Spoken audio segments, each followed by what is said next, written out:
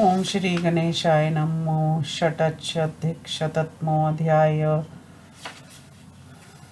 ऋषि ऊचु इदानीं श्रोतुमिच्छामो हिरण्यकश्यपो वर्धम नरसिंहंस महात्म्यं तथा पापविनाशनम्। सूतवाच पुरा कृतयुगे विप्रा हिरण्यकशिपु प्रभु दैत्यनामादिपुरुष्कार स महत्तपा। दशवर्षसहस्राणि दशवर्षतानि च जल्वासि सम्भवत सनानमो न धृतव्रत तथा शमदां भयां च ब्रह्मचर्येण चैव हि ब्रह्मा प्रीतो भक्तस्य तपसा नियमेन च तथा स्वयंभूर्भगवान् स्वयमागमय तत्र विमानेनार्कवर्णेन हंसयुक्तेन भास्वता आदित्यवर्षुभिः साध्ये मेरुदभिदैर्वैतैस्तथा रुद्रवीर्यक्षसहायक्ष यक्षराक्षसपन्नगेदिः वचैव विधिगृभ्यश्च नदीभिः सागरैस्तथा नक्षत्रमुहूर्तैश्च खेचरैश्च महाग्रहे देवै ब्रह्मार्षिभिः सार्धं सिद्धैः सप्तर्षिभिस्तथा राजर्षिभिः पुण्यकृद्भिर्गन्धर्वराप्सरसाङ्गने चराचर गुरु श्रीमान् वृत्त सर्वे दिर्वोकसे ब्रह्मा विदां श्रेष्ठो दैत्यं वचनं ब्रवीत् प्रीतोऽस्मि तव भक्तस्य तपसानेन सुव्रत वरं वर्य भद्रं ते यथेष्टं काममाप्नुहि। हिरण्यकशिपुरुवाच न देवसुरगन्धर्वा न यक्षोरग्राक्षसा न मनुष्या पिशाचा वाहन्युर्यमादेवस्तं ऋष्यो वो नामाप शापे शपेयुः पितामहे यदि मे भगवान् प्रीतो वर एष वृत्तो मया न चास्त्रेण न शस्त्रेण गिरिना पादपेन च न शुष्केन न चन्द्रेण न दिवा न नशाथवा भवेमहे महिमेवार्क सोमो वायुर्हुताशना सलिलं चान्तरिक्षं च नक्षत्राणि दिशो दश अहं क्रोधक्ष कामक्ष वरुणो वासवो यमा दन्दक्ष धनाध्यक्षो यक्ष किङ्पुराशिधपा।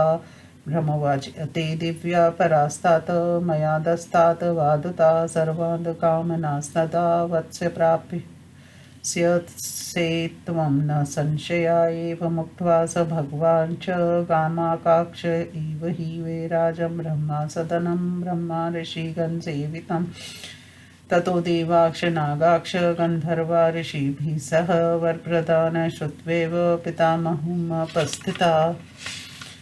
वरप्रदानाद् भगवन् देवाऊचु वरप्रदानाद् भगवन् वधिष्यति स नो सुरा तत्प्रसीदाशु भगवन् वधोऽयपस्यस्य विचिन्तयाम्। भगवन् सर्वभूतानामादिकर्ता स्वयं प्रभु सत्रष्टायं कव्या नाम व्यक्त प्रकृतिबुद्धः सर्वलोकहितं वाक्यं श्रुत्वा देव प्रजापति आक्षासयामास सुरान् सुषितैर्वचनामुभिः अवश्यं त्रिदशास्तेन प्राप्तव्यं तपस्फलं तपस्सान्तस्य भगवान् वदं विष्णु करिष्यति तच्छ्रुत्वा विभुक्ता वाक्यं सर्वे पङ्कजन्मन स्वानि स्थनानि दिव्यानि विप्रजमुग्धान्विता लब्धमात्रे वरे चाथ सर्वा सौबाधता प्रजा हिरण्यकश्यपपुर्दैत्यो वरदानेन दर्पिता आश्रमेषु महाभागान् स मुनिचन्सितव्रतान् सत्यधर्मपराण्डान् दर्शयामास दानवा देवान् स्त्रीभुवनात्स्थन्ताक्ष पराजिते महासुरा त्रैलोक्यं वशमानीये सर्वगे वसति दानवा यदा वर्मदोदितसक्तक्षोदिता कालधर्मता यज्ञर्यान् करोद दैत्या नयगे जिज्ञाक्ष देवता तदा दीक्षात् साधाक्ष विश्वे च वस्तथा सेन्द्रादेव गणा यक्षा सिद्विजमहर्षय शरणं शरणं विष्णुपत्स्तु महाबलं देवदेवं यज्ञं वासुदेवं सनातनं देवाऊच नारायण महाभाग देवास्त्वां शरणं गता त्रायस्व जहि दैत्येन्द्र हिरण्यकशिपुं प्रभो त्वं हि न परमो धाता त्वं हि न परमो गुरु त्वं हि न परमो देवो ब्रह्मादीनासुरोत्तमा। विष्णुर्वाच भयं त्वज त्यज्ध्वमरा अभयं वो ददामयं तथैव त्रिदिवं देवा प्रतिपद्यतमाचिरम् ईशोऽहं सगनं दैत्यं वरदानेन दर्पितम् अवधं मरेन्द्रानादानवेन्द्र निहन्मयम् एव मुक्त्वा तु भगवान् विसर्जय त्रिदोषरणान् पदं संकल्पयामास हिरण्यकशिपो प्रभु सहायं च महाभुरा बाहुरोऽङ्कारग्रह सत्वरम् अथोङ्कार सहायस्तु भगवान् विष्णुरव्यय हिरण्यकश्यपस्थानं जगाम हरिरीक्षरं तेजसा भासकाराकार शशिकान्त एव चापरा नरस्य कृत्वा तनु सिंहास्य धार्तनु तथा नारसिंहेन वपुषा पानी संस्पृशे पानिना ततो पश्यत् वस्तीर्णा दिव्यां रम्या मनोरम मां सर्वकामयुक्तां शुभ्रां हिरण्यकशिपो सभां वस्तीर्णा रोचनशतं शतमर्दय धर्मायताम् हायसीं कां गमा पञ्चयोजन विस्तृतां जराशोकल्पमापेतां निष्प्रकम्पा शिवां सुखां वेशमर्हम्यवतीं रम्या ज्वलन्तीमिव तेजसा अन्तसलिलसंयुक्ता वेतां विश्वकर्मणा दिव्यैर्वृक्षे फलपुष्पप्रदे व्यूतां नीलपीतश्यामे कृष्णलोहितकैरपि अवताने स्थागुल्मे मंजरी शतधारिभिः सिताभृगन् संकाशा प्लवन्तीव व्यदृश्यता रश्मवती भास्वरा च दिव्यगन्मनोरमा सुसुखाना च दुःखासाना शीताना च धर्मदा न शक्तुपि पारे पासे गलानि वा प्राप्यां ता प्राप्नुवन्ति ते नानारूपैरुपकृतां विचृत्य त्रिभास्वरे सत् अम्भर्णे निबिबिर्ता सा वै साक्षती चाक्षपा सदाति चन्द्रस च सूर्यं च शिखनं च स्वयं प्रभा दीप्यते नाकृष्टस्था भास्यन्तीव भास्करान् सर्वे च कामा प्रचुरा ये दिव्या ये च मानुषा रसयुक्तं प्रभुतं च भक्ष्यभोज्यमनन्तकनं पुण्यगन्धस्तच्छात नित्यपुष्पफलद्रुमा उष्णे शीतानि तोयानि शीते चोषानि सन्ति च पुष्पिताग्रा महाशाखा प्रबलाङ्कुरधारिणा लतावितानसञ्चना नदीषु च सरसु च वृक्षान् बहुविधान् तत्र मृगेन्द्रदृशे प्रभु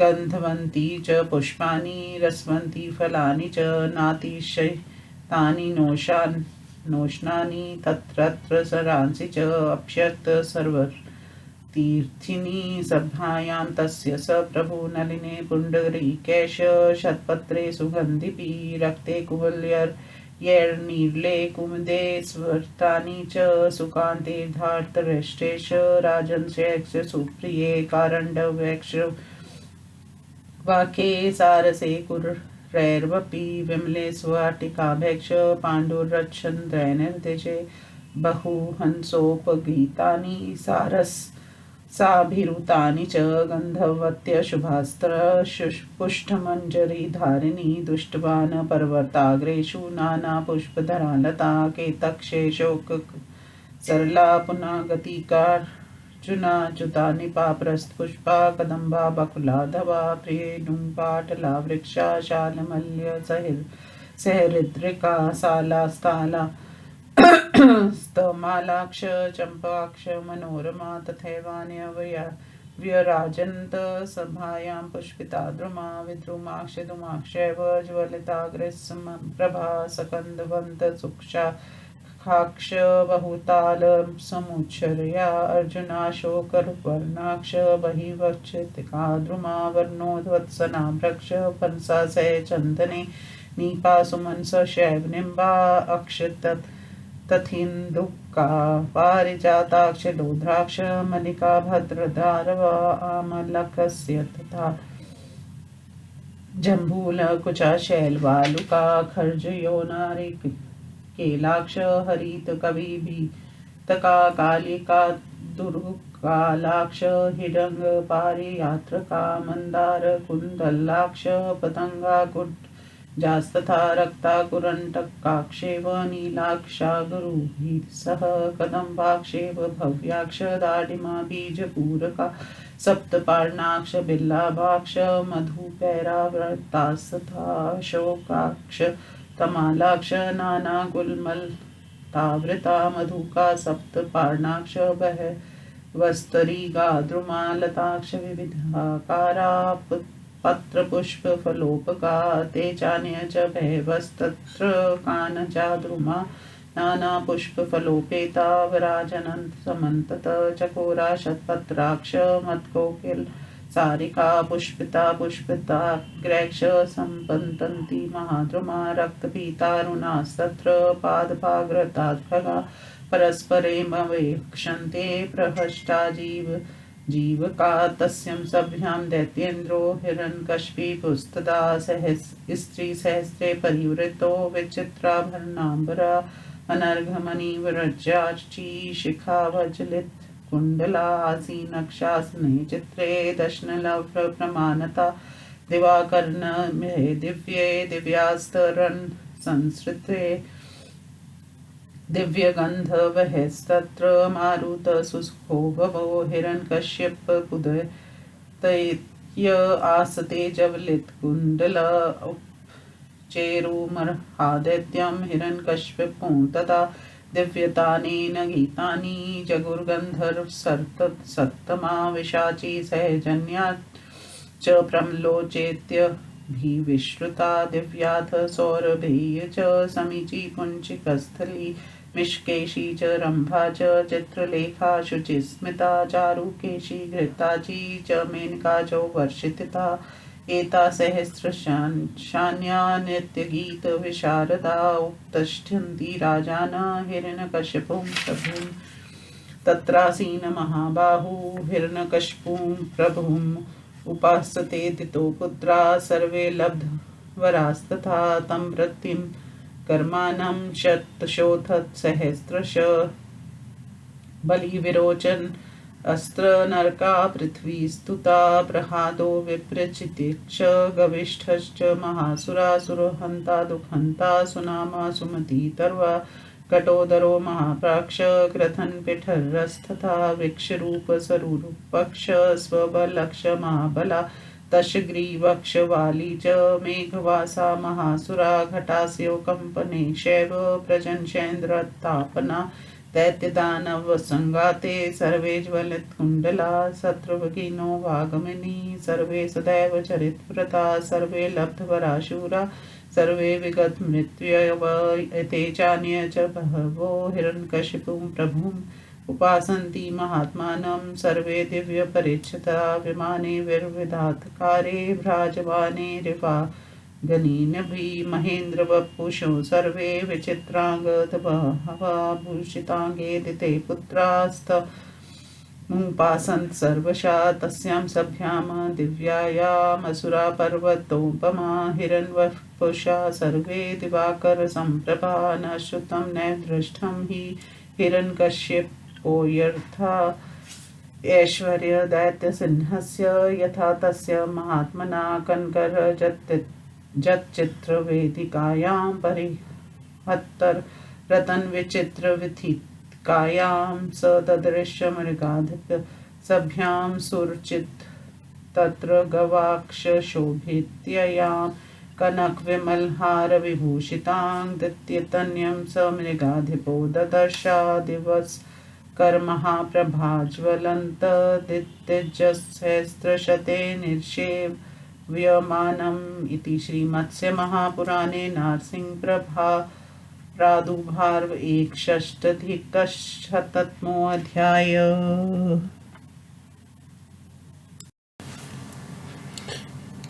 हिंदी अनुवाद। ऋषियों ने पूछा, सूजी अब हम लोग दानवराज हिरण्यकशिपु का वध तथा भगवान नरसिंह के पाप विनाशक महात्म्य को सुनना चाहते हैं, आप उसे हमें सुनाइए। सूजी कहते हैं, विप्रो, पूर्व काल में कृत युग में दैत्यों के आदि पुरुष सामर्थ्यशाली हिरण्यकशिपु ने महान तप किया। उसने स्नान और मौन का व्रत धारण करके 11,000 वर्षों तक जल में निवास किया। तब उसके मन, संयम, इंद्रिय निग्रह, ब्रह्मचार्य, तपस्या और नियम पालन से ब्रह्मा प्रसन्न हो गए। तत्पश्चात स्वयं भगवान ब्रह्मा सूर्य के समान तेजस्वी एवं चमकीले विमान पर, जिसमें हंस जुते हुए थे, सवार होकर आदित्यों, वसुओं, साध्यों, मृद्रणों, देवताओं, रुद्रों, विश्वदेवों, यक्षों, राक्षसों, नागों, दिशाओं, विदिशाओं, नदियों, सागरों, नक्षत्रों, मुहूर्तों, आकाशचारी महान ग्रहों, देवगणों, ब्रह्मा ऋषियों, सिद्धों, सप्त ऋषियों, पुण्यकर्मा, राज ऋषियों, गंधर्वों और अप्सराओं के गणों के साथ वहां आए। तदुपरांत संपूर्ण देवताओं से घिरे हुए ब्रह्मावेताओं में श्रेष्ठ चराचर गुरु श्रीमान ब्रह्मा उस दैत्य से इस प्रकार बोले, सुवत्र, तुम जैसे भक्त की इस तपस्या से मैं प्रसन्न हूँ, तुम्हारा कल्याण हो। अब तुम यथेष्ट वर मांग लो और अपना मनोरथ सिद्ध करो। हिरण्यकशिपु बोला, देव, सतम देवता, असुर, गंधर्व, यक्ष, नाग, राक्षस, मनुष्य अथवा पिशाच, ये कोई भी मुझे ना मार सके। प्रपितामहेश ऋषिगण अपने शापों द्वारा मुझे अभिशप्त ना कर सके, ना अस्त्र से, ना शस्त्र से, न पर्वत से, न वृक्ष से, न शुष्क पदार्थ से, न गीले पदार्थ से, न दिन में न रात में, अर्थात कभी भी अथवा किसी से भी मेरी मृत्यु न हो। मैं ही सूर्य, चंद्रमा, वायु, अग्नि, जल, आकाश, नक्षत्र, 10 दिशाएं, क्रोध, काम, वरुण, इंद्र, यम, धनाध्यक्ष, कुबेर और किम पुरुषों का अधीक्षर यक्ष हो जाऊं। यदि आप मुझ पर प्रसन्न हैं तो मैं यही वर मांग रहा हूँ। ब्रह्मा ने कहा, तात, मैंने तुम्हें इन दिव्य एवं अद्भुत वरदानों को प्रदान कर दिया। वत्स, तुम सदा सभी मनोरथों को प्राप्त करते रहोगे, इसमें संशय नहीं है। ऐसा कहकर भगवान ब्रह्मा आकाश मार्ग से ब्रह्मा ऋषियों द्वारा सेवित अपने वैराज नामक निवास स्थान को चले गए। तदंतर ऋषियों सहित देवता, नाग और गंधर्व इस प्रकार के वर प्रदान की बात सुनते ही पितामह के पास पहुंचे और बोले, देवताओं ने कहा, भगवान, आपके इस वर प्रदान से तो वह असुर हम लोगों का वध कर डालेगा। अंत प्रभु कृपा कीजिए और शीघ्र ही उसके वध का भी उपाय सोचिए। भगवान, आप स्वयं संपूर्ण प्राणियों के अधिकर्ता, स्वामी, हव्य एवं कव्य के सृष्टा, अव्यक्त प्रकृति और सर्वज्ञ हैं। देवताओं के समस्त लोगों के लिए हितकारक ऐसे वचन को सुनकर प्रजापति ब्राह्मण ने अपने परम शीतल वचन रूपी जल से देवताओं को संसिक्त एवं आक्षस्त करते हुए बोले, देवगण, उसे अपनी तपस्या का फल तो अवश्य ही मिलना चाहिए। हाँ, तपस्या के पुण्य फल के समाप्त हो जाने पर भगवान विष्णु उसका वध करेंगे। कमल जन्मा ब्रह्मा की ये बात सुनकर सभी देवता हर्षपूर्वक अपने अपने दिव्य स्थानों को लौट गए। उधर वर प्राप्त होते ही उस वरदान से गर्वित हुआ दैत्यराज हिरण्यकशिपु सभी प्रजाओं को कष्ट देना प्रारंभ किया। उस दानव ने आश्रम में जाकर उन महान भाग्यशाली मुनियों को, जो उत्तम व्रत का पालन करने वाले, सत्य, धर्मपरायण और जितेंद्रिय थे, धर्षित कर दिया। उस महान असुर ने त्रिभुवन में स्थित सभी देवताओं को पराजित कर दिया। तब वह दानव त्रिलोकी को अपने अधीन करके स्वर्ग में निवास करने लगा। इस प्रकार काल धर्म की प्रेरणा से जब उसने वरदान के मद से उन्मत्त हो दैत्यों को यज्ञ भाग का अधिकारी बनाया और देवताओं को उनके समुचित यज्ञ भागों से वंचित कर दिया, तब आदित्य गण, साध्य गण, विश्वदेव, वसुगण, इंद्र सहित देवगण, यक्ष, सिद्धगण और महर्षिगण, ये सभी उन महाबली विष्णु की शरण में गए, जो शरण दाता, देवाधिदेव, यज्ञ मूर्ति, वसुदेव के पुत्र और अविनाशी हैं। देवताओं ने कहा, महाभाग्यशाली नारायण, हम सभी देवता आपकी शरण में आए हुए हैं, आप हमारी रक्षा कीजिए। प्रभु, आप दैत्यराज हिरण्यकशिपु का वध कीजिए। सर्वोत्तम, आप ही हम लोगों के परम पालक हैं, आप ही हम लोगों के सर्वोत्कृष्ट गुरु हैं और आप ही हम ब्रह्मा आदि देवताओं के परम देव हैं। भगवान विष्णु ने कहा, देवताओं, तुम लोग भय छोड़ दो, मैं तुम लोगों को अभय दान दे रहा हूँ। पहले की तरह पुनः तुम लोगों का शीघ्र ही स्वर्ग पर अधिकार हो जाएगा।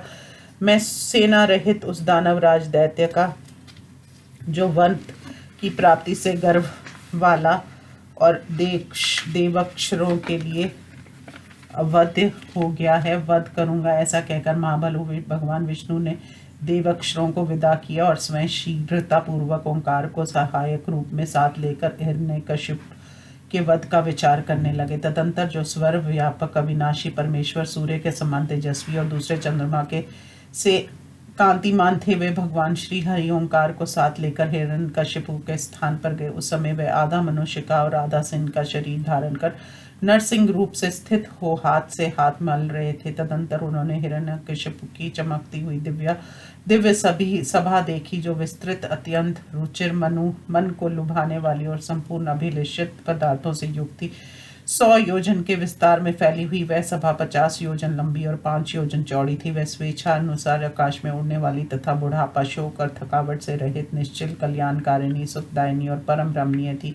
उसमें अटालिकाओं से युक्त भवन बने थे और वह तेज से प्रज्वलित हो रही थी। उसके भीतर जलाशय थे। वे फल पुष्प प्रदान करने वाले दिव्य रतनमय वृक्षों से संयुक्त थी। उसे विश्वकर्मा ने बनाया था। वह नीले, पीले, श्वेत, श्याम, कृष्ण और लोहित रंग के आवरणों और सैकड़ों मंजिरों से युक्त गुल्मों से आच्छादित होने के कारण श्वेत बादल की तरह उड़ती हुई सी दिख रही थी। उसमें से किरणें फूट रही थी। वह चमकीली और दिव्य गंध से युक्त होने के कारण मनोरम थी। वह स्वर था, सुखदायिनी थी।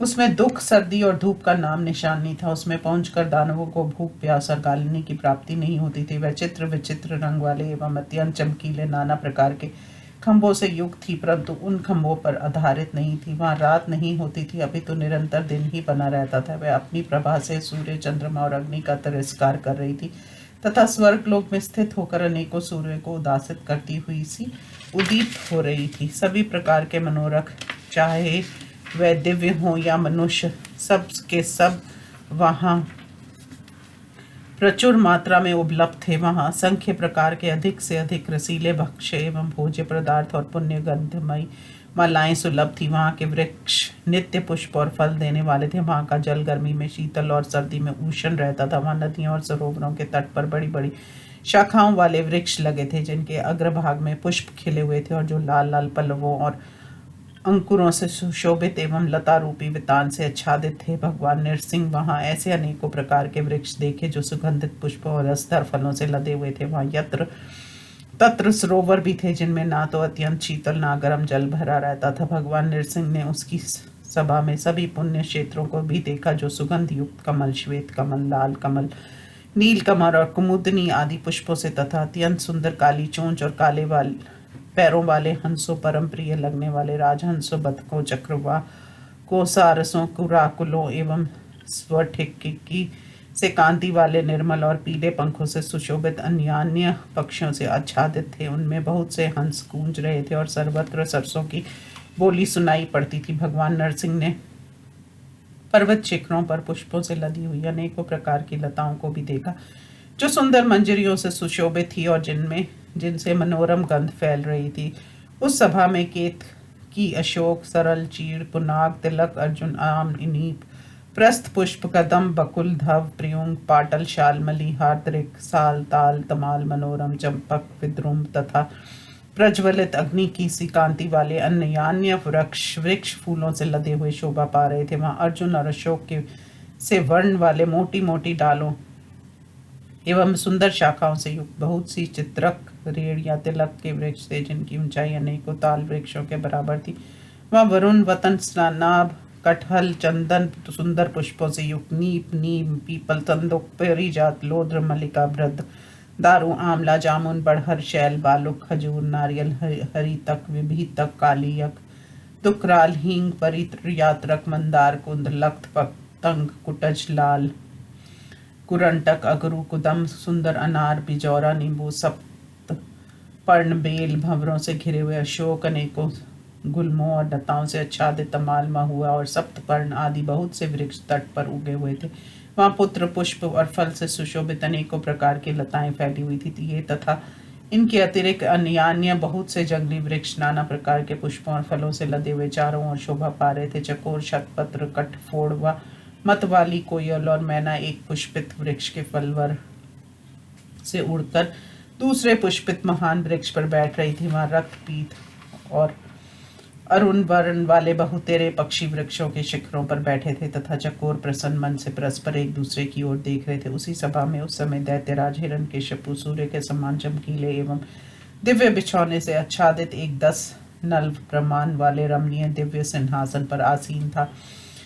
वह विचित्र ढंग के आभूषणों और वस्त्रों से सुसज्जित तथा हजारों स्त्रियों से घिरा हुआ था। उसके कुंडल बहुमूल्य मणियों और हीरों के प्रभार से उदासित हो रहे थे। ऐसे उदीप्त कुंडलों से विभूषित दैत्यराज हिरण्यकशिपु वहाँ विराजमान था। उस समय दिव्य गंध से युक्त परम सुखदायिनी वायु चल रही थी। परिचार गण महादैत्य हिरण्यकशिपु की सेवा में जुटे हुए थे। गंधर्व श्रेष्ठ दिव्य तान द्वारा गीत अलाप रहे थे। उस समय विशाची सहजन्या सुविख्यात परमलोचा दिव्या सौरभेयी समीची पुंजिक स्थली मिश्र केशी रंभा पवित्र मुस्कान वाली चित्रलेखा चारुकेशी घृताची मेनका तथा उर्वशी ये तथा अन्य हजारों नाचने गाने में निपुण अप्सराएं समार्थशाली दैत्यराज हिरण्यकशिप की सेवा में उपस्थित थीं।